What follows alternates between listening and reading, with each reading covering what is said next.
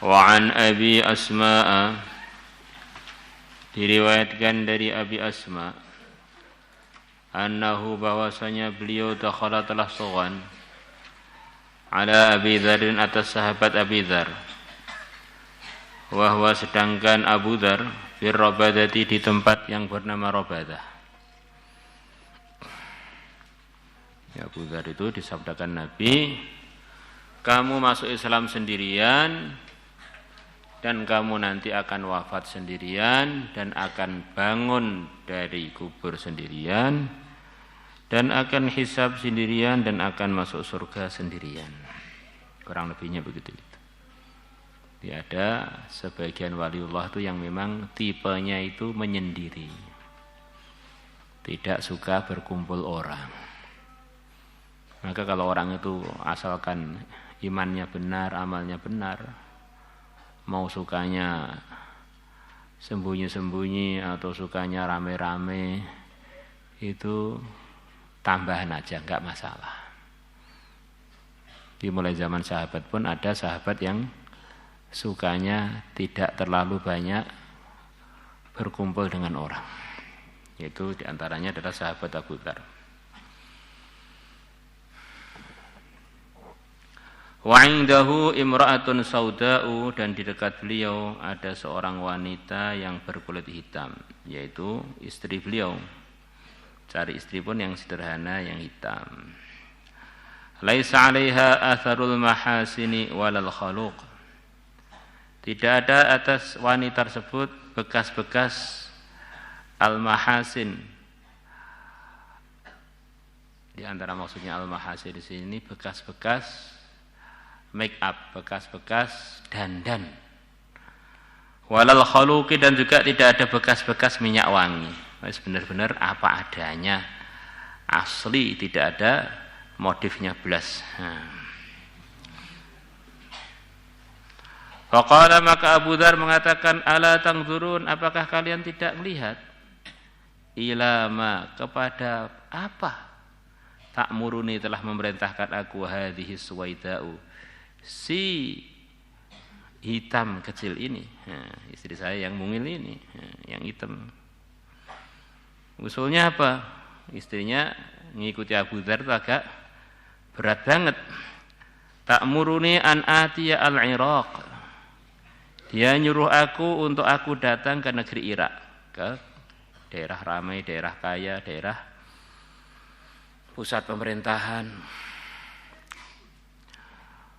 Fa idza ataitu Iraqan, maka nanti kalau aku datang ke Irak, malu alayya bidunyahum, maka orang-orang akan condong atas aku dengan membawa dunia-dunia mereka. Di antara artinya orang-orang akan ngikram saya, memberikan dunia mereka kepada saya. Wa inna khalili sallallahu alaihi wasallam, dan sesungguhnya kekasihku sallallahu alaihi wasallam, maksudnya Nabi besar Muhammad sallallahu alaihi wasallam, ahidayya ilayya, telah berpesan kepada aku,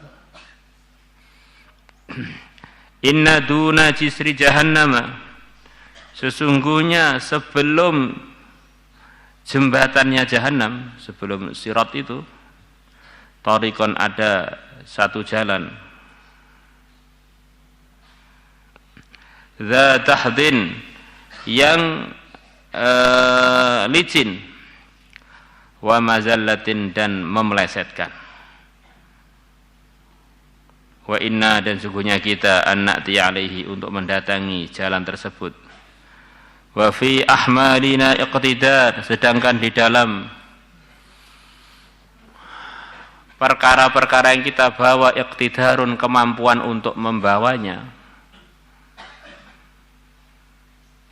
Urusan-urusan dunia, urusan-urusan tanggungan kita ketika di dunia, kita mampu memanggulnya ketika lewat jalan yang licin dan memelesetkan tadi.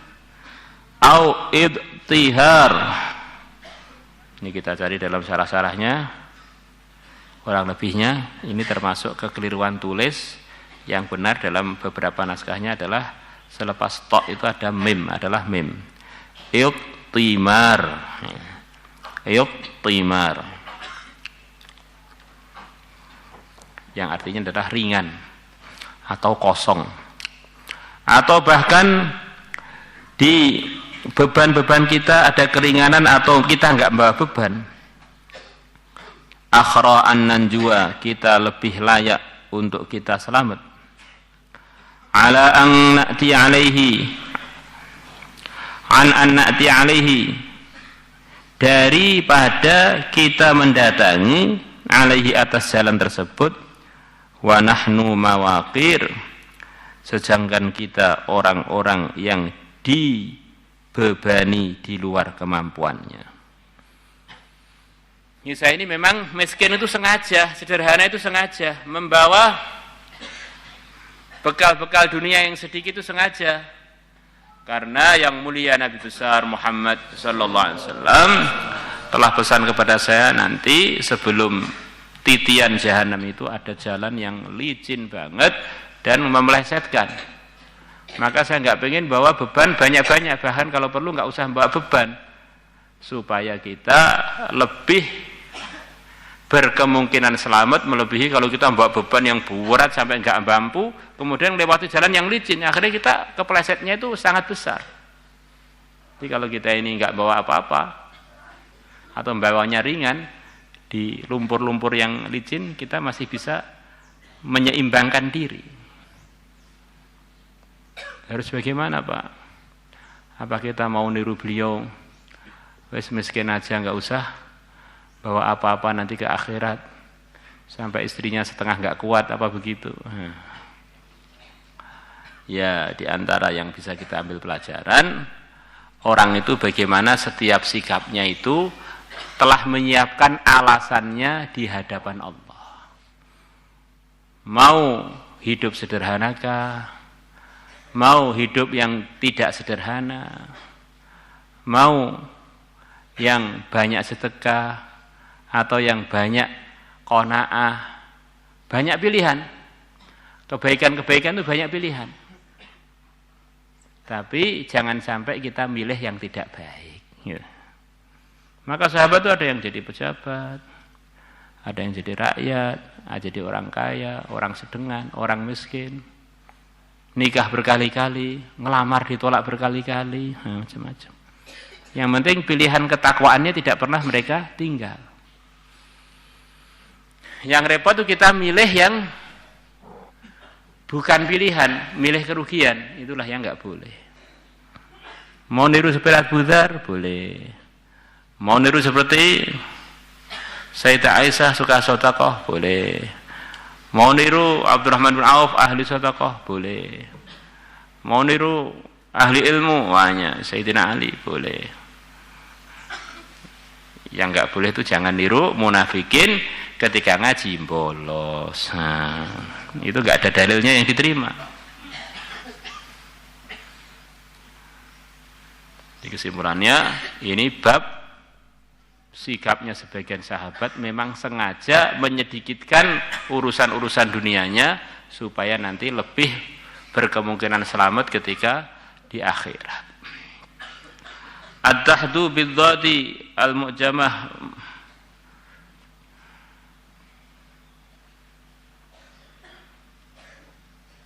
wa iskanil ha al-muhmalah muharrakan diharakati. Aidon huwa al-amlas wa zalik, adalah al-amlas yang mulus, yang tidak ada gerunjal-gerunjalnya, mulus, wa zalik dan licin. Wa qawlu ahra bil ha'il muhmalah maksura, tidak ada hamzahnya, maksura.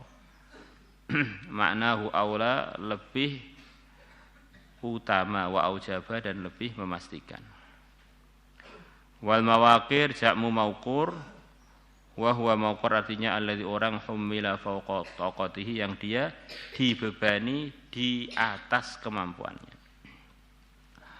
Wa an Qatadah radhiyallahu anhu qala Rasulullah sallallahu alaihi wasallam idza ahabba Allah azza wa jalla 'abda, kalau Allah mencintai seorang hambanya, hamahullahu dunya, maka Allah akan menjaga hamba tadi dari dunia. Ini di antara pemahaman banyaknya orang Islam yang diuji sedikit dunianya, urusan dunia enggak maju-maju. Maka bagaimana berhusnudzon kepada Allah lewat hadis yang barusan kita dengar.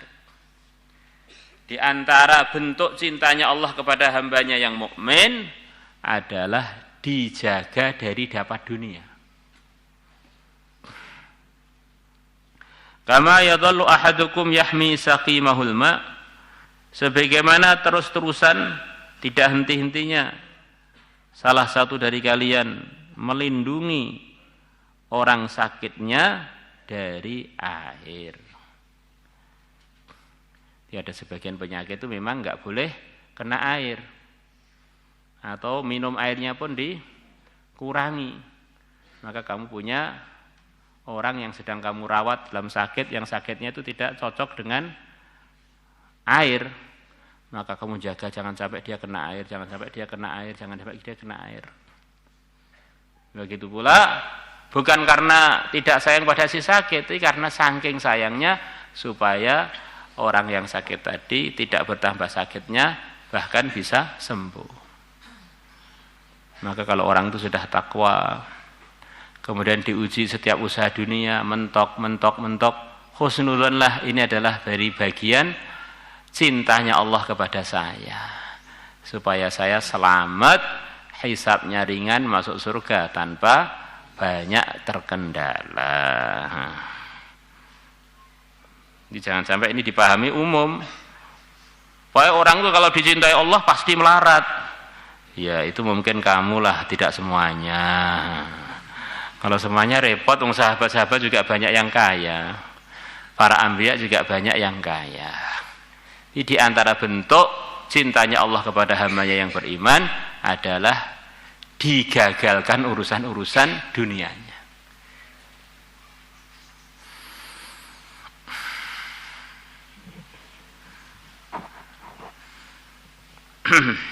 Rawahu Ibnu Hibban wal Hakim wa qala sahihul isnad wa rawahu Tabarani bi isnadin hasanin min hadits Rafi' ibn Khadij. Yang kita sebagai pelajar ini yang kita perlukan adalah menyiapkan alasan yang diterima oleh Allah dalam setiap omongan, keputusan, langkah, melek dan merem kita. Kalau enggak ada alasannya yang diterima oleh Allah, itu akan pasti kalau kita enggak bertaubat membahayakan kita ketika kita sowan kepada Allah.